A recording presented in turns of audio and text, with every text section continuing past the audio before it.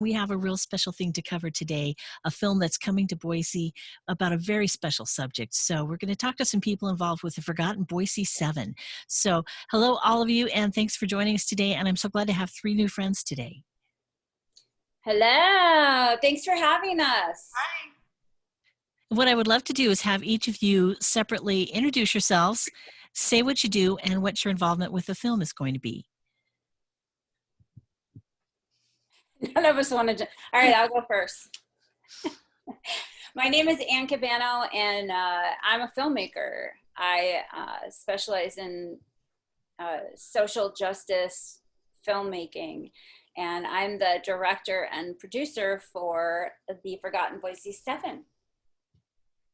Fantastic. Who wants to go next? I'll go. Okay. My name is Michelle Vincent, and I am the assistant producer over research and development for the Forgotten Boise 7. Okay, and finally? Hi, my name's Andrea Scott, and I'm a Boise, Idaho native, and I'm also a writer and photographer. I heard this story 19 years ago and lived through it, and although the women became forgotten, I could never forget. And so it's been a passion project for me. And how did you all kind of meet to get this going in so many different areas?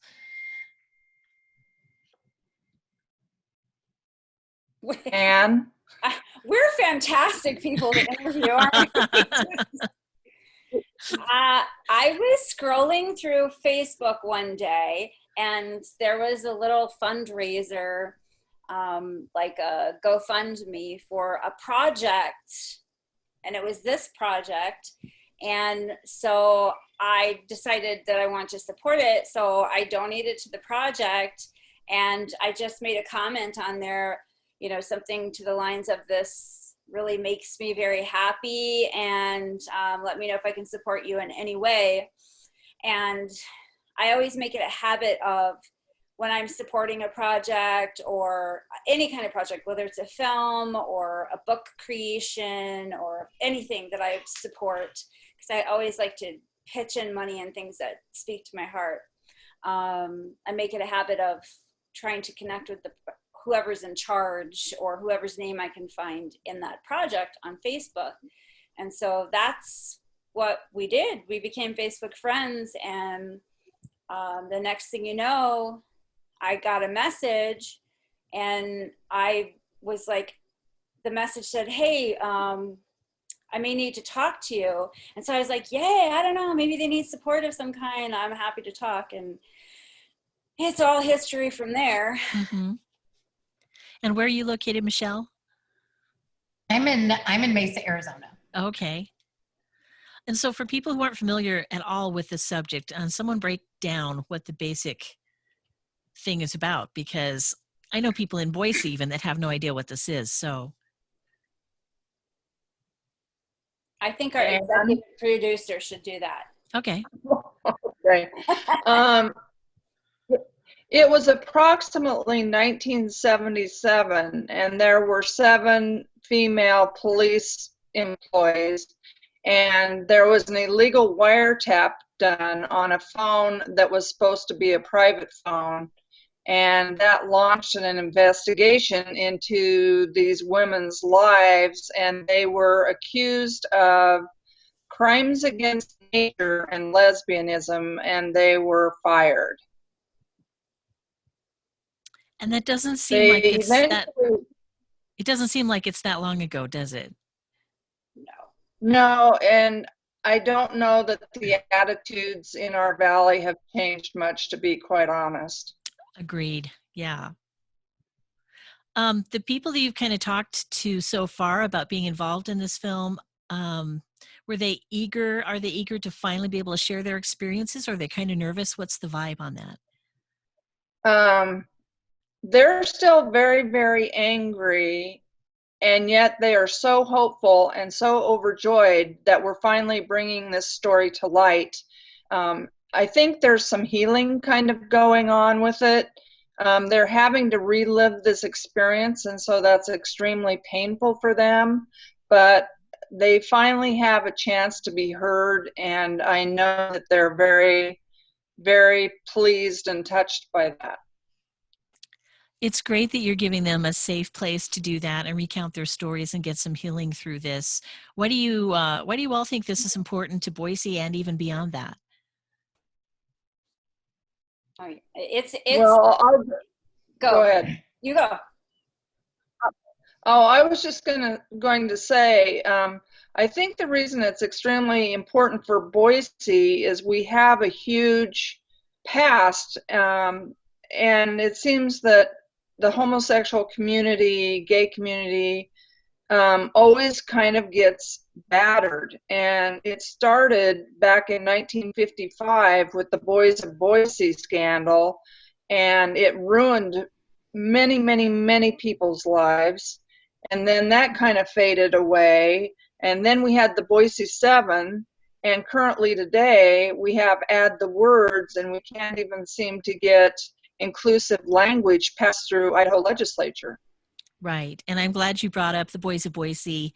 And it's a good time to remind everyone to watch The Fall of 55, Seth Randall's film, to get some history on that, because not just Boise, but everywhere, such little gay history is covered at all. So it's really great to see this project come about. It's such huge history. It's such huge history to have it be completely like brushed under a rug. How much of this project is passion? I was talking to you earlier, Anne, and you were telling me a lot of what's going behind this and what all you're putting into it. Oh, this is fed on pure passion, and actually, you know, we're in the middle of doing a fundraiser, and it's so heartwarming to see donations coming in at like $5 and $10 and $15, and you know that, you know, we're going through such a hard time right now in our world, but this is giving people hope. And for me, I know I can speak for myself. I can speak for Andrea too, maybe, but and for Michelle, and we like it's an extremely passionate project for me. It feels very, very personal. You know, I'm part of that community, and it's important to me to talk about the history of our community.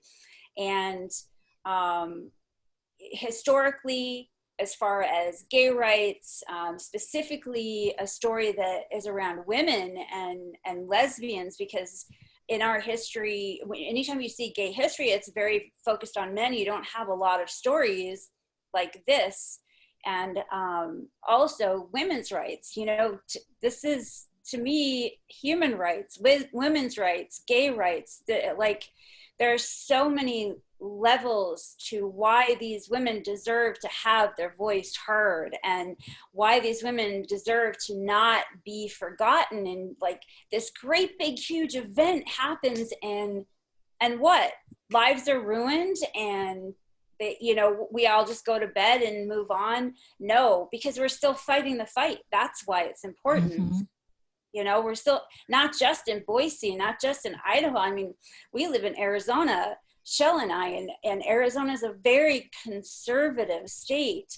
And, you know, we're still fighting countrywide, United States. Like, we're still fighting the fight. It may be different.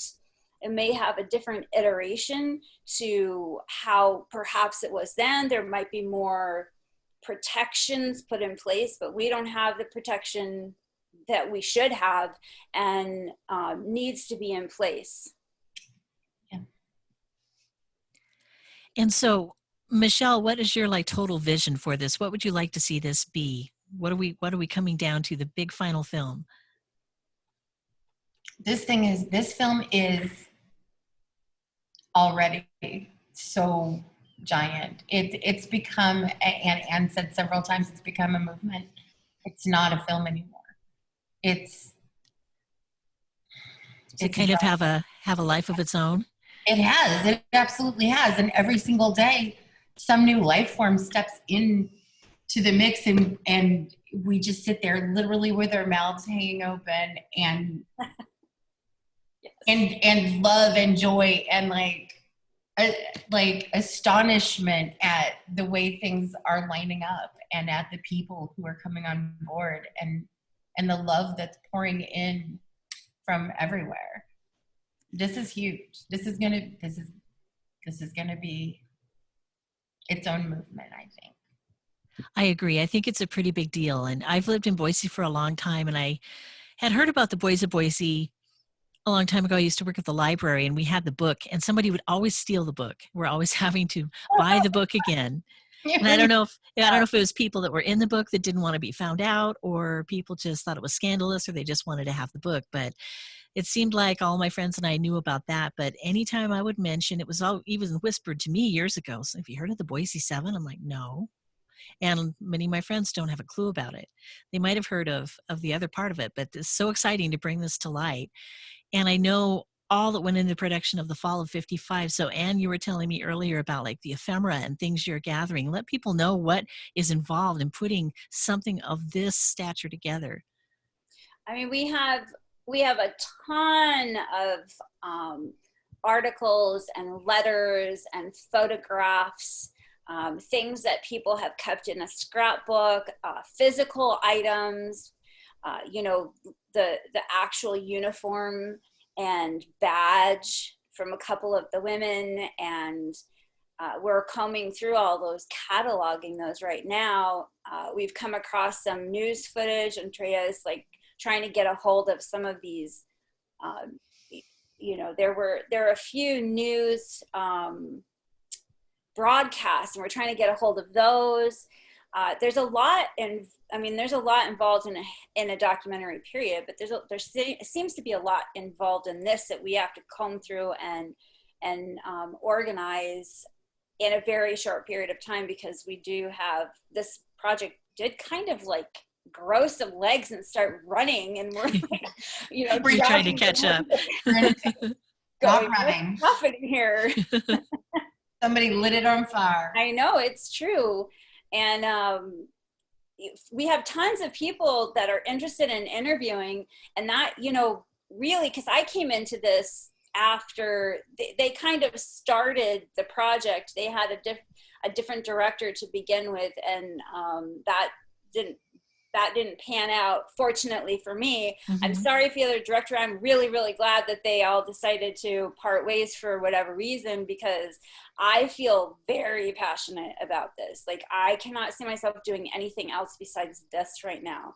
But because of the work that was done, Andrea's done so much work contacting people and writing letters and, getting people's attention to the project, that I feel like I kind of cheated by dropping into something that really had a lot of back work done already.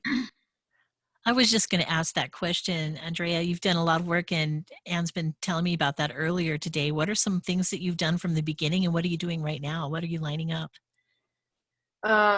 Well, we just received a grant from the Idaho Humanities Council, and I think we're all very thrilled about that, because not only do they believe in us, but it's kind of a scholarly seal of approval.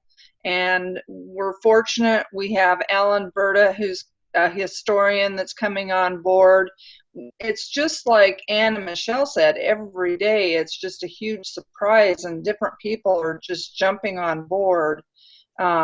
So, I'm always applying for grants. I'm starting another one tomorrow, so it's just never ending. One thing I would like to add before we get too far down the road is the list of 7 women originally, and 2 have passed away.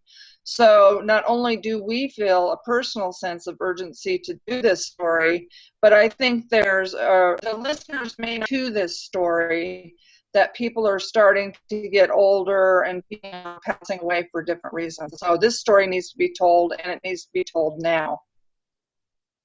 That's a good point. There's definitely an urgency to this. And this is a good spot, too, to ask, how can people help you with your film and help your budget goals? What are some ways to do that? I'm going to let, because she's the one that has the head for me. I don't know who you appointed to that because you broke up. Yeah, it was all broken up. I think that's you though, Annie. You know, what would really support this project and benefit this is to get any eyeballs on our campaign possible, because we really truly are a grassroots indie film bootstrap. Like every single dollar is like a blessing. As a matter of fact, we have two women that are from TikTok. They just sent over a donation right now, right before we came on this podcast, that is a direct result of the work that they're doing to tell people passionately from their heart why they're involved.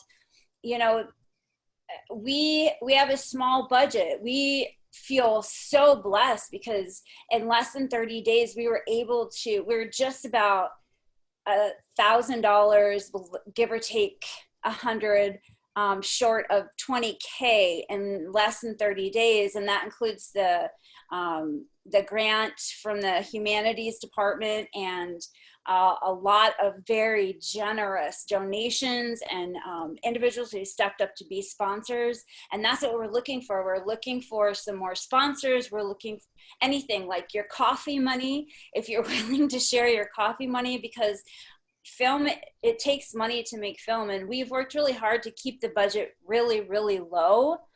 And that, sharing the fundraiser, handing it over to people that may feel like this is a passionate thing for them as it is for us, an important thing. Historians, individuals in the LGBTQ community, allies of the community, women's groups, all of these are what I believe people that would feel that this is important, because it's really just been a whole lot of work getting it in front of people and asking them if they're inspired by the project and want it, because really this is about giving a platform for these women to speak their truth. This is about giving them an opportunity to share their voice and share their story, because it's relatable in the trauma that you experience when something of that magnitude can happen and your life is destroyed. It may not even have to do with being accused of lesbianism and having your life ruined because of it.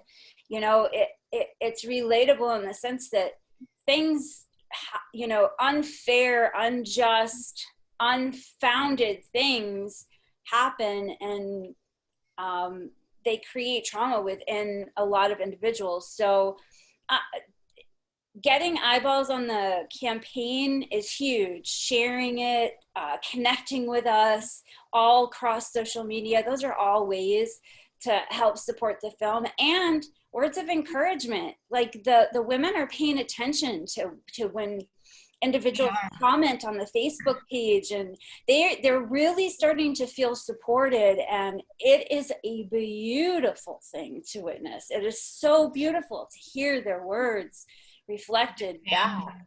Yeah, stepping forward and thanking with their hearts, and they're thanking with their dollars, and they're thanking with their love, and this is, again,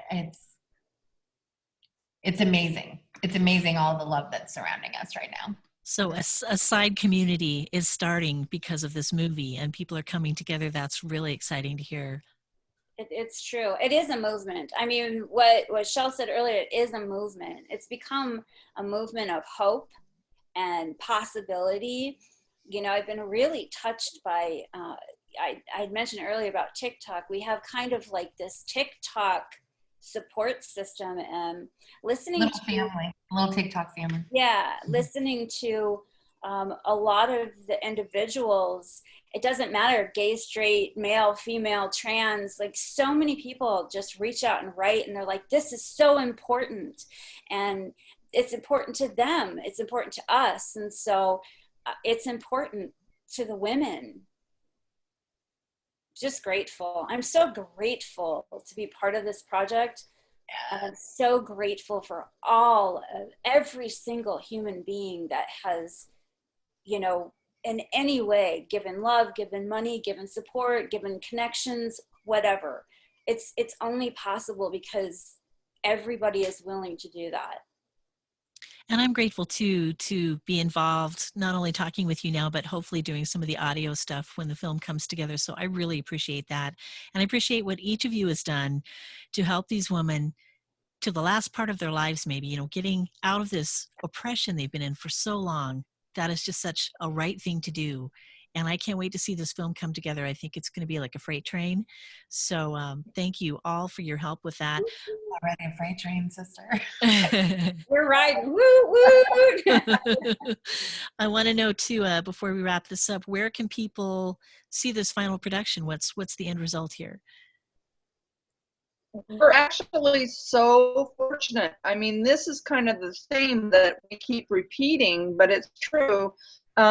People are just stepping up. I talked to Carol Skinner at the Flicks, and she said she'd be more than happy to air this film. She was very excited.